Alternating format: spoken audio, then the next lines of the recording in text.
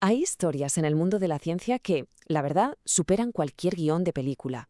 Relatos sobre esa búsqueda del conocimiento, a veces, a cualquier precio.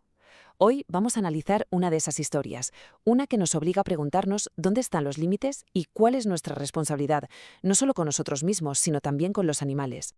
Vale, pues vamos a meternos de lleno en esta historia. Situaos en 1957. El protagonista es Carl P. Smith, un herpetólogo muy respetado del Museo de Historia Natural de Chicago. Un día le llega una serpiente para que la identifique y resulta ser una boomslang, una especie africana con un veneno, potentísimo. Y mientras la maneja, pues pasa lo que no tenía que pasar, le muerden el pulgar. Pero en vez de salir corriendo al hospital, Smith, científico hasta la médula, ve una oportunidad única en la vida, o mejor dicho, en la muerte. Así que coge su diario y empieza a apuntar. Imaginaos la escena por un momento.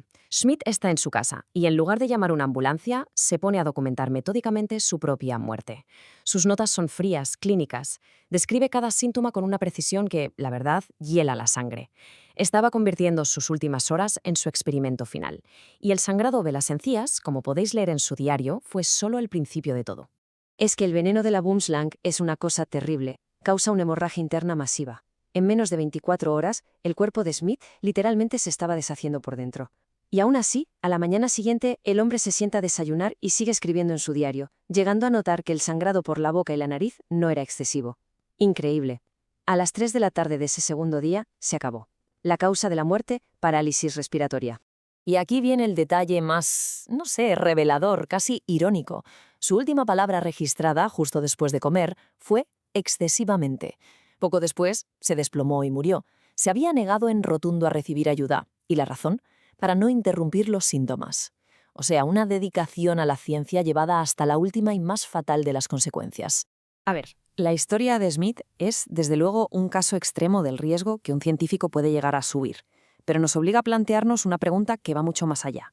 Si un ser humano está dispuesto a llegar a esto por la ciencia, ¿cómo medimos los riesgos y el trato que les damos a los animales en nombre de ese mismo progreso científico? Y es justo aquí donde entran en juego dos conceptos que son clave y que en realidad son como dos caras de la misma moneda, la bioseguridad y la bioética. Por un lado, la bioseguridad, que busca proteger a las personas, a los investigadores como Smith, de todos los peligros que conlleva trabajar con material biológico. Y por el otro lado, la bioética, que se ocupa de proteger a los sujetos de esa investigación, o sea, a los animales. El objetivo es que la búsqueda de conocimiento nunca implique un sufrimiento que se pueda evitar. Muy bien, pues vamos a empezar por la primera cara de la moneda, la bioseguridad, porque los peligros en un laboratorio, creedme, van mucho más allá de la mordedura de una serpiente. Lo que esta imagen ilustra muy bien es precisamente eso, la complejidad del asunto. La bioseguridad no es una sola cosa, es todo un sistema de protocolos que lo cubre todo, desde cómo manejar productos químicos peligrosos como el arsénico que se usaba antiguamente, hasta cómo protegerse de esos agentes biológicos invisibles que pueden ser tan letales como cualquier veneno. Y los riesgos, como veis, son súper variados. Estamos hablando de bacterias como el anthrax, virus como la rabia o el hantavirus, e incluso hongos que puedan aparecer donde menos te lo esperas. Y por supuesto las toxinas naturales, como el veneno que acabó con la vida de Smith. Al final, cada organismo, cada muestra, es un potencial desafío para la seguridad.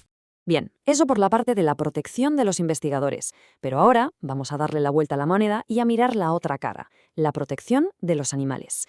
Y aquí es donde la historia de la ciencia, se pone un poco más oscura.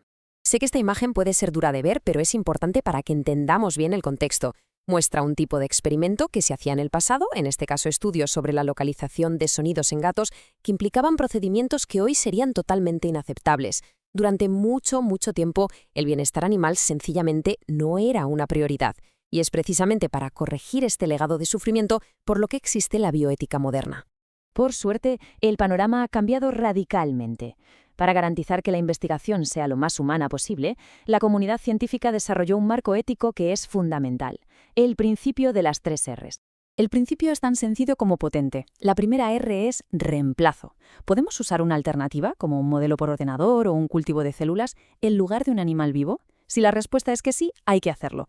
La segunda es reducción. Usar el número de animales más pequeño posible que nos permita obtener resultados válidos. Menos es más, básicamente. Y la tercera, y para mí quizá la más importante, es refinamiento. Mejorar las técnicas, las condiciones, todo para minimizar cualquier tipo de dolor, estrés o sufrimiento en los animales que sea imprescindible estudiar. Y esta imagen lo resume a la perfección. Las 3 Rs no son un freno a la ciencia, para nada, sino todo lo contrario, son una guía para hacer una ciencia mejor, más inteligente y, por encima de todo, más humana. Se trata de buscar el conocimiento, sí, pero con compasión. Pero todo esto nos lleva a una pregunta inevitable y bastante delicada. ¿Qué ocurre cuando, al final de un estudio, la vida de un animal tiene que terminar? Es aquí donde la ética se enfrenta a su responsabilidad final. El concepto es la eutanasia, y su definición es fundamental. Es el acto de poner fin a una vida, pero garantizando el mínimo dolor y sufrimiento posibles. No se trata simplemente de matar, sino de procurar una buena muerte. Es, en cierto modo, la máxima expresión de respeto y responsabilidad en este campo.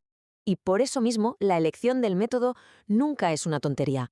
Es una decisión crítica que depende de la especie, de las circunstancias y que siempre tiene que estar guiada por un principio humanitario: asegurar una muerte rápida y sin dolor. Los métodos que se aceptan se agrupan en varias categorías. Están los agentes que se inhalan, que inducen la inconsciencia poco a poco. También los agentes químicos que se inyectan. E incluso existen métodos físicos que, aunque puedan sonar un poco bruscos, si los aplica personal muy cualificado, pueden ser los más rápidos y, por tanto, los más humanos, porque minimizan el miedo y la ansiedad del animal. Y con esto cerramos un poco el círculo. La historia de Carl Schmitt nos mostró una dedicación a la ciencia llevada a un extremo casi inconcebible. Y todo este viaje por la bioética nos ha enseñado cómo ha crecido nuestro sentido de la responsabilidad. La pregunta que queda flotando en el aire, y con la que quiero terminar, es esta. ¿Esa búsqueda incansable de conocimiento y nuestra conciencia pueden coexistir siempre en un equilibrio perfecto?